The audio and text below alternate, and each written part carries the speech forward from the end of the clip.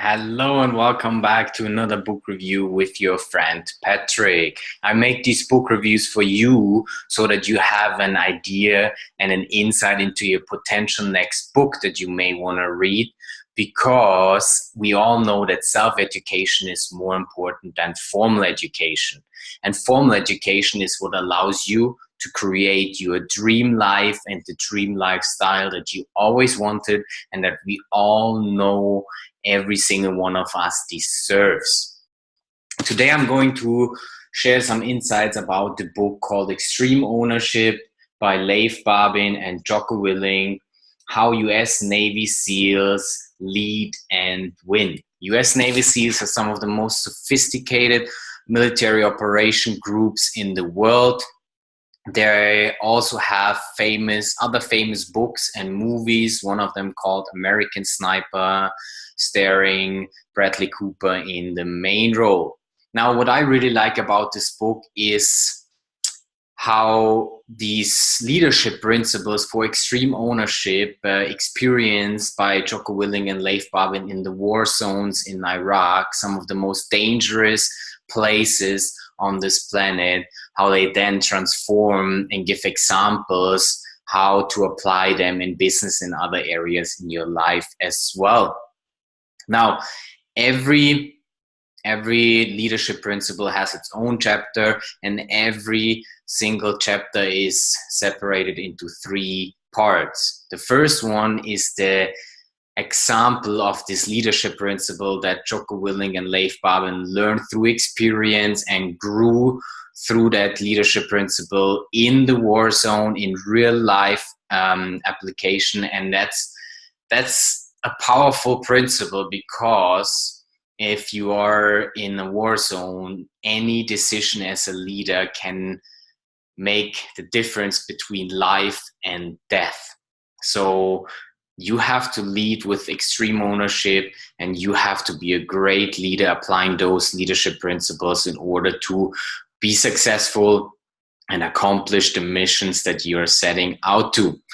The second part is the leadership principle explained in general, what it means for you and how you can apply it. And then the third part is the actual application to business, because Jocko Willink and Leif Babin, they have established a company for consulting businesses in regards to leadership.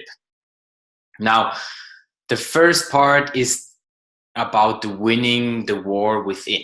That means taking extreme ownership. If you are a leader, you are going to be responsible for everything. That means you have to acknowledge failure, and you also admit mistakes, because that makes you humble as a leader. That allows you to grow the respect from your teams and from other teams around you. And only if you take extreme ownership, you're gonna be able to know that everything that happens to your team, you can prepare for and do better the next time. Okay. The second part is belief. Belief is so important, because you need to understand why. If you don't understand the why of the mission, then it is very hard to believe in the mission, and it's very difficult to execute effectively on that mission. Same if you're a team leader. You have to make sure that your team understands the why of the mission. If they don't, they won't believe in it, and it will be very hard to lead them effectively to victory. So if you don't understand the why, then it is very important that you ask your superiors to clarify on it. Second part are the laws of combat. It's very important to keep everything simple. Keep the plan simple and keep the communication simple, because only that will allow you to easily adjust if something comes up.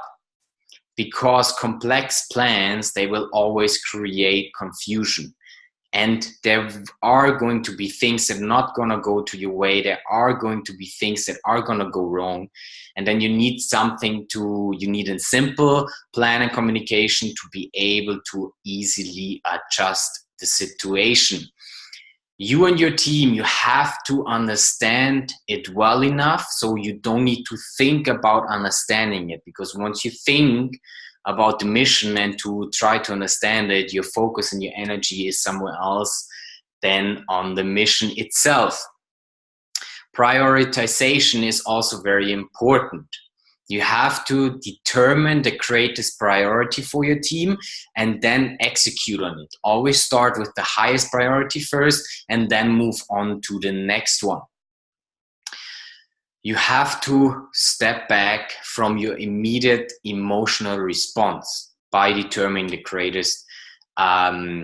greatest priority for the team. Third and last area is sustaining victory. The planning is so important. We all heard the expression, if you fail to plan, you plan to fail. The plan has to be simple. You have to do a mission analysis beforehand, mitigate the risk, and most importantly, ask questions to your team and encourage interaction. Because only through that interaction, they're going to be able to understand the why easier. When they understand the why, they believe in the mission and they can go out and execute on it successfully. It is also important that you do a post-operational brief. That means after the mission is accomplished, you sit back down with your team and you go through it again. What worked well? What didn't work well? How can you improve the next time? Decisiveness is also crucial as a leader, because if you're not decisive, you cannot be respected and the team won't lead you. It's simply critical to make the decisions, be decisive, and then commit to them. It is also important that when obstacles or problems come up, that you adjust to them. And that also means to make maybe a different decision that wasn't planned, but that's what great leaders are doing. Be decisive, lead and make the decisions according to logic rather than emotions, because emotions will make you weak. Now, some of the other leadership principles in the book are: there are no bad teams, only bad leaders, check the ego, cover and move, decentralized command, leading up and down the chain of command, and discipline equals freedom. That concludes the book review.